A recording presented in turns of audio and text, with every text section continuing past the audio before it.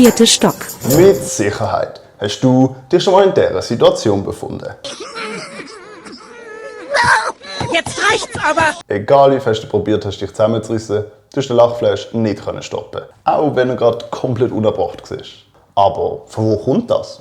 Tatsächlich musst du als natürliche Stressreaktion in diesen ernsten Moment lachen. Durch das Grinsen oder Lachen werden positive Signale ans Hirn geschickt, die dann gegen den empfundenen Stress helfen sollen. Aufhören können wir in dem Moment nicht, weil der Stress durch den Stoppversuch nur noch grösser wird. Der Körper probiert mit noch mehr Lachen auf diesen Stress zu reagieren. Was in diesem Moment helfen kann, ist sich abzulenken. Denk zum Beispiel an den tragischsten Moment aus deiner Lieblingsserie. Mit wem hast du das letzte Mal nicht aufhören zu lachen? Schick doch das Video dieser Person und vielleicht führt die Erinnerung zumindest nochmal zum Grinsen.